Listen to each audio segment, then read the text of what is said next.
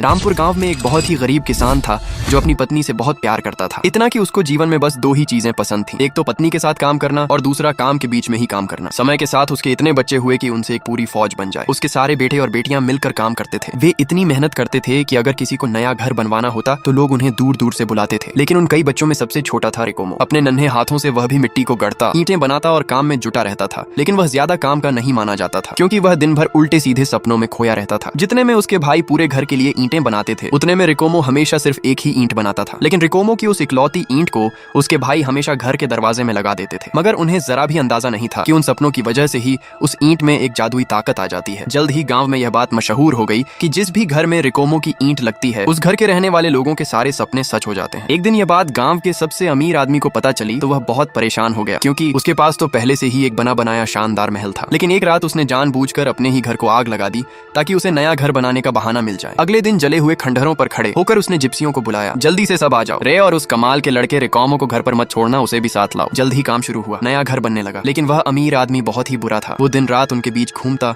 और हर वक्त उनके तरह शरीफ में डंडा किए रहता। इतना कि गाना गाती बहनों को डांट के भगा देता और प्यासे भाइयों को तो पानी तक नहीं पीने देता। यहाँ तक कि उसने रिकोमो को भी डांटते हुए कहा, अबे ओए बेन स्ट्रोक्स, थोड़ा जल्दी कर ले वरना तेरी भी तशरीफ सुझा दूंगा। उस आदमी की काली जुबान को सुनते ही रिकोमो के हाथ जैसे काले पड़ गए और उसने एक शापित काली ईंट बना दी। आखिरकार घर बनकर तैयार हो गया और वह अमीर आदमी उसमें अकेले रहने चला गया। वह अपने खूबसूरत जादुई सपनों का इंतजार करने लगा। लेकिन हुआ इसका बिल्कुल उल्टा। पहली ही रात उसे एक डाकू का सपना आया जिसने उसकी पूरी जिंदगी की कमाई लूट ली। दूसरी रात उसने देखा कि एक राजा उसकी इकलौती बेटी को ही उठा ले गया। और तीसरी रात तो हद ही हो गई। एक भयानक शैतान कब्र से निकल कर आया। उसने उसके बिस्तर में आग लगा दी और उसको पकड़कर उसके सिंघाड़ों को फ्राई कर दिया। लेकिन उसकी बेटी के साथ ऐसा नहीं हुआ क्योंकि पहली रात उसने एक जिप्सी संग नाच गाना सीखा। दूसरी रात उसने सारे जिप्सी संग गैंग बैंग की कला को सीखा। मगर तीसरे रात उस अमीर आदमी को सब पता चल गया। लेकिन जब वह जंगल पहुंचा, उससे पहले ही उनकी बेटी जिप्सियों संग फरार हो गई।